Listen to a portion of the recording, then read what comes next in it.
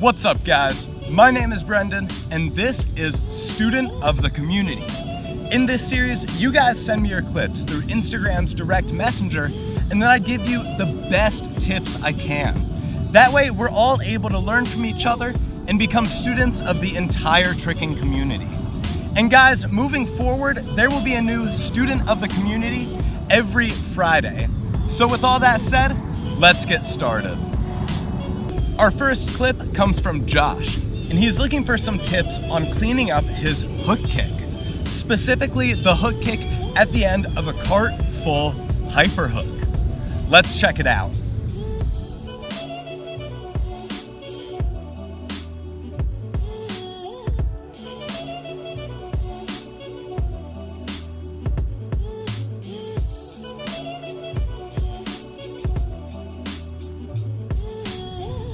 Josh, I have two big important tips for you. The first is focus on your grounded hook kick. The hook kick that you did at the beginning of this combo had you looking at the ground with your arms totally in the opposite direction. Now, I know you were just trying to generate momentum for your cartwheel for the cart full hyper hook, but that hook kick that you have on the ground is going to translate up the progression chain and be the same hook kick that you do when you do the full hyper hook. The second tip I have for you is to focus on the cart full hyper and your spotting.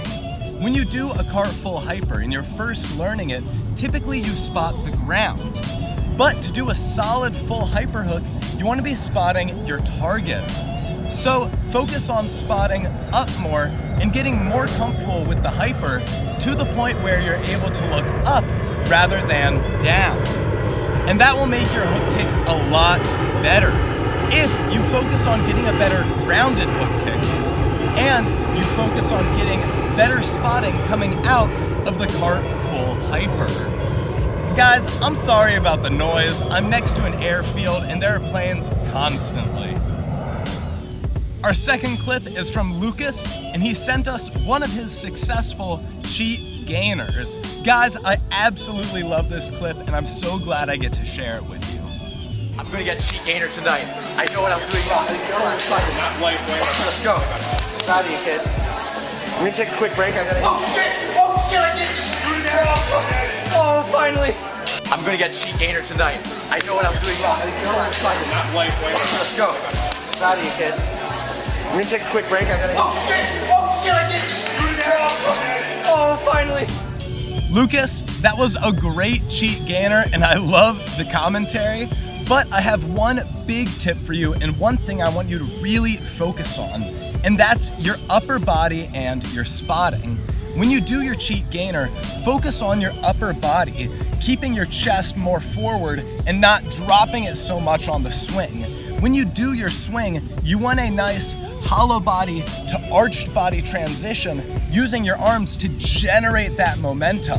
When you did yours, you just kind of spotted the ground and leaned back.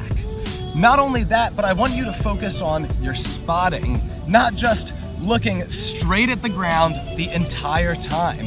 Make sure you're looking up as you do your swing and then backwards to spot the ground instead of over your shoulder. But that was a great clip. Thank you so much for sending it in. Our third clip comes from Ricardo, and he sent us a video of him doing his Webster. Guys, this looks like a beautiful spring floor. I would love to session at this spot.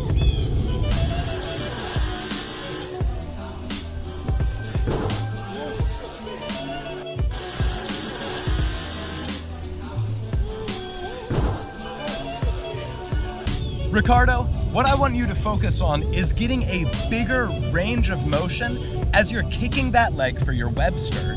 When you did your Webster, you kind of took off already down here with your back leg up and your chest low. You want to start your Webster with your chest high and your leg in front of you and get a big range of motion with that forward leg swing as you set with your chest. Instead of starting low and just trying to kick it over, start high and generate that flipping momentum before you jump for the Webster. That said, you had good technique. You just need to apply it in the right places. Start with your body more upright with your leg more in front, That way you can have a nice big range of motion as you set for your Webster. Our fourth clip comes from Damien, and he sent us a video of his cork. He asked if I had any tips on how to get his legs straighter as he does the twist. Let's check it out.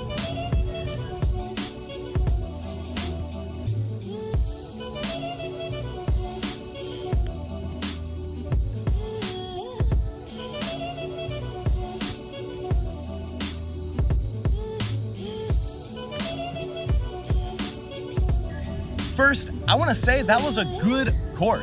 I didn't see that much wrong with it. But if you want to get your legs straighter, what I would recommend is getting a little bit more inverted. As you swing for your cork, think about it more like a cheat gainer, trying to get a ton of flipping momentum going right overhead, focusing on swinging that swing leg as straight as you can. Then, once you leave the ground, move into your twisting position. If you focus on your set in the beginning a little bit more and swinging with a straighter leg, that'll give you a little bit more inversion, and that way you won't have to tuck up as much to land back on your feet. You see, you were tucking your body because you were going way over to the side.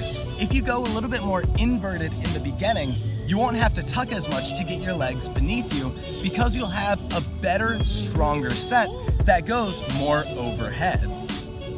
Our fifth and final clip comes from Simeon, and he sent us a video of his double cork. He's looking for some tips on his twisting. So guys, let's check it out.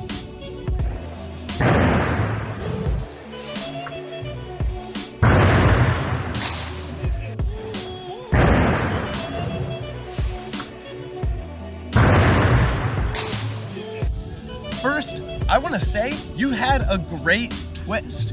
When you were twisting for the double cork, you had a great body position. You were looking to the side, your arms were nice and tight, and your legs were close together. I don't see a lot of issues with your twisting. Rather, I think you're putting the power in the wrong place.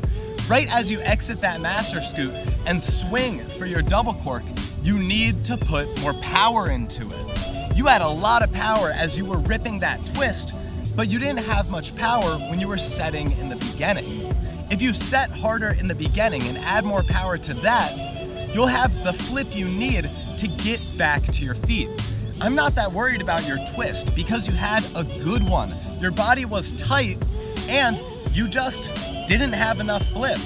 If you get a little bit more flip by setting harder in the beginning and putting the power there, you'll be able to get that twist with no problem because the technique there is already so good. Guys, thank you so much for watching. That is it. If you want to get your clips featured on next week's episode of Student of the Community, direct message them to me at Mastering Tricking on Instagram. Thank you guys again and have a lovely day.